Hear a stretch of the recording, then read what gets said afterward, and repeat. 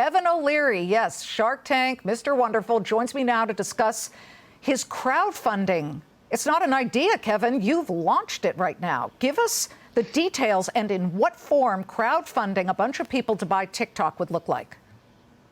Well, the whole idea is to democratize ownership, which I thought was a great idea, and lawmakers I talked to off the record liked it too, because it's really bipartisan. But the idea is I don't have anything to sell them, nor does anybody else. There's no deal yet. The company is actually suing the people of the United States of America by suing Congress. And by the way, Liz, the chance I could do that in China is zero.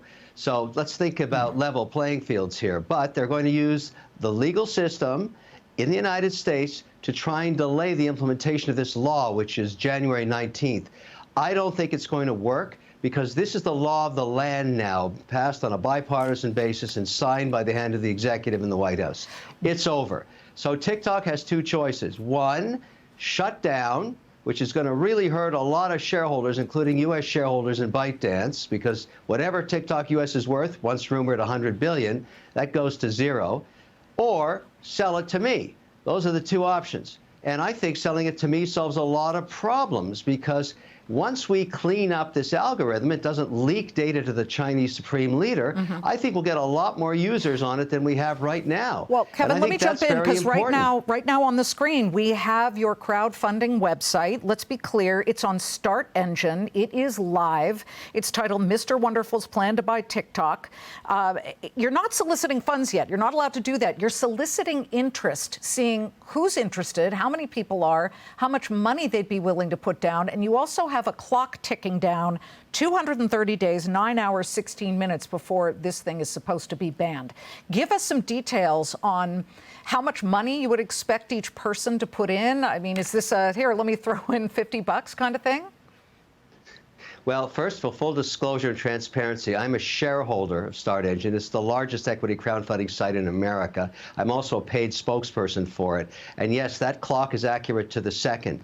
You can put as little as $250. We're working under the Reg A attribute of the Jobs Act, which allows anybody to do this because we're trying to figure out, remember, this deal has to close sometimes in the first quarter. So I'd like to get a few million American users, particularly the small businesses on TikTok, that make their money there to become shareholders. Come into the deal with me. I have no idea what the terms are. All you can do is register a dollar amount of interest. But when the time comes, we'll have you set up. And so we're getting a tremendous amount of traffic to this. There's a lot of people interested in this. But there's no deal yet because the company's busy suing you, the American people. So until they're finished doing that, nothing's going to happen. But at the end of the day, it's only the supreme leader that decides. Management doesn't matter there. It's the supreme leader of China that will make the decision. And that's what people are learning about in investing in China. This is not a level playing field by any measure. When you say supreme leader, let's just call it, you mean Xi Jinping. So you are saying that ByteDance... Oh, I didn't know he wasn't supreme. I thought anybody that can live for the rest of his life as leader is supreme. He My decided, mistake, Liz, sorry. He decided. Not a democracy. We knew that. And to that end, isn't it unbelievable that ByteDance is able to use the U.S. court system to their advantage when you yourself have had an experience, multiple experiences, correct, where you were basically, I don't want to say the screwed word, but you were screwed out of some money in China, and you couldn't get a fair shake in their court system, correct? Pretty well every company doing business there that has their IP over there is getting screwed out of money because they're losing sales. That's right, screwed. I'm happy to say it, and have been for decades. Let me go on the record, Liz. I have no problem with the Chinese people. I love their culture. I have a huge problem with the Chinese government. They don't want to play on a level playing field. You can't play ball with them.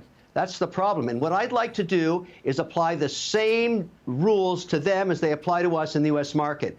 I have to pay for compliance on every company I've involved in that's listed on the New York Stock Exchange, the NYSE, or I get delisted.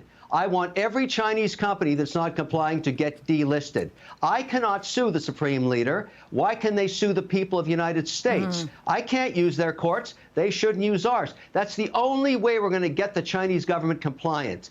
There has to be a level playing field. I'm happy to compete. I'm happy to compete, but I have to understand the rules. They have all the rules. We have none. We can't do anything over there, and we get screwed. Okay. I'm glad my mom's still not around.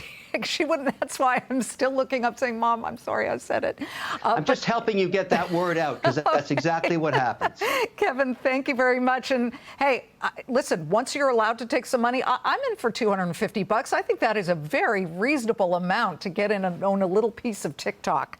So good luck. If you do, Liz, I guarantee I'll work like a dog for you. I'll guarantee that. Okay, I believe you. I'm picking you. All right, thanks very much. Kevin O'Leary, crowdfunding to buy TikTok.